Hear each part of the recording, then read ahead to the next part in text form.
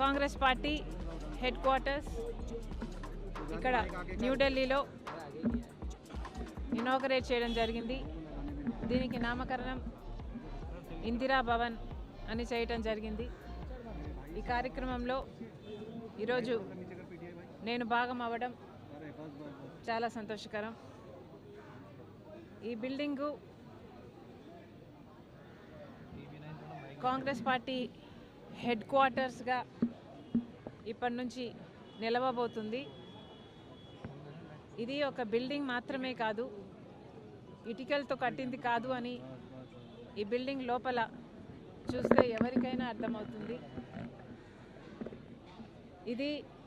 దీని లోపల కాంగ్రెస్ లెగసీని అంతా ఎంత వివరంగా దృశ్యాలతో చూపించగలరో అద్భుతంగా అందంగా చేయటం జరిగింది. ఇది కాంగ్రెస్ పార్టీ మ్యూజియం అని కూడా అనొచ్చేమో, అంత అద్భుతంగా చరిత్రనంతా కాంగ్రెస్ పార్టీ చరిత్రనంతా దీంట్లో పొందుపరచడం జరిగింది. అసలు లోపల భాగం చూస్తే ఎంత దేశ స్వతంత్రం దగ్గర నుంచి, స్వాతంత్ర పోరాటం దగ్గర నుంచి, దేశం పునాదులు, భారతదేశ పునాదులు వేయడం దగ్గర నుంచి ఇప్పటి వరకు కాంగ్రెస్ పార్టీ నాయకులు ఎంత వారి శ్రమను, వారి రక్తాన్ని ధారపోసారో, ఎంతమంది ప్రాణ త్యాగాలు చేశారో, ఎంతమంది కాంగ్రెస్ యోధులు, కార్యకర్తలు అన్ని త్యాగాలు చేస్తే ఈ దేశానికి స్వతంత్రం వచ్చిందో, ఆ తర్వాత కూడా మన దేశానికి పునాదులు వేసి రాజ్యాంగాన్ని నిర్మించి ప్రపంచంలోనే అతిపెద్ద డెమోక్రటిక్ నేషన్గా ఈరోజు భారతదేశం నిలబడింది అంటే దీనికి అంతటికీ కారణం కాంగ్రెస్ పార్టీ. ఆ చరిత్రనంతా లోపల గోడల మీద చూపించడం జరిగింది. చాలా సంతోషం. కంగ్రాచులేషన్స్. ప్రతి కాంగ్రెస్ కార్యకర్తకే కాదు, దేశంలోని ప్రతి పౌరునికి కూడా ఇది గర్వకారణం. ఈ సందర్భంగా ఒక మాట చెప్పాలనుకుంటున్నాం. నిన్న ఆర్ఎస్ఎస్ ముఖ్య నేత ఒక వ్యాఖ్య చేయడం జరిగింది. భారతదేశానికి స్వతంత్రం 1947లో రాలేదు, నిజమైన స్వతంత్రం రామ్ మందిర్ కడితే అప్పుడు వచ్చింది అని ఒక ఆర్ఎస్ఎస్ ముఖ్య నాయకుడు నిన్ననే ఈ వ్యాఖ్య చేయడం జరిగింది.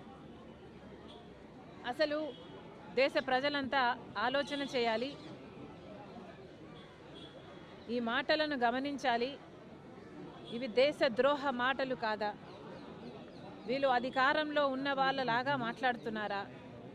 వీళ్ళు టెర్రరిస్ట్ లాగా మాట్లాడటం లేదా? వీళ్ళ వ్యవహారం టెర్రరిస్ట్ లాగా లేదా? మన దేశానికి స్వతంత్రమే రాలేదని 1947లో లాంటి వ్యాఖ్యలు చేస్తున్నారు. రామ్ మందిర్ కట్టినప్పుడే స్వతంత్రం వచ్చింది అని మాట్లాడుతున్నారంటే వీళ్ళ విజ్ఞత, వీళ్ళ ఆలోచన తీరు ఎలా ఉందో ప్రజలు గమనించాలి. నిజంగానే ఆర్ఎస్ఎస్ కానీ బీజేపీ వాళ్ళు కానీ స్వాతంత్రం కోసం పోరాటం చేసింది లేదు కాబట్టి వీళ్లకు స్వాతంత్రం 1947లో వచ్చింది అంటే నిజంగానే వీళ్ళకు ఆశ్చర్యం కలగడం సహజమే అనిపిస్తుంది. వీళ్ళు ప్రాణ త్యాగాలు చేయట్లేదు, వీళ్ళు స్వాతంత్రం కోసం వాళ్ళ రక్తం పెట్టలేదు, వీళ్ళ శ్రమ లేదు, ఏది లేకుండానే మనకు స్వాతంత్రం, భారతదేశానికి స్వాతంత్రం వచ్చిందని వీళ్ళకి ఏడుపా?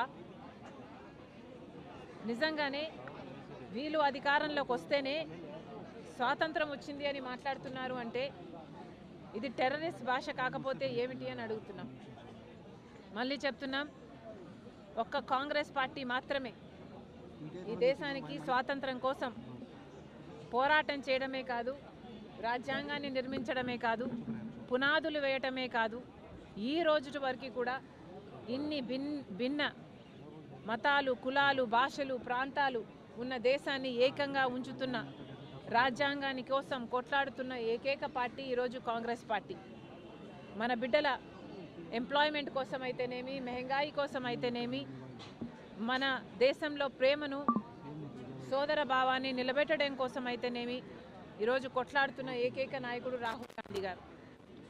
అలాంటి పార్టీలో నేను భాగమైనందుకు చాలా గర్వకారణం. ఈరోజు మరి ముఖ్యంగా ఈ కాంగ్రెస్ పార్టీ హెడ్ క్వార్టర్స్ ఈరోజు ప్రారంభం చేశారు. అందుకు ప్రతి కాంగ్రెస్ కార్యకర్తకి కూడా మనస్ఫూర్తిగా కంగ్రాచ్యులేషన్స్. Thank you.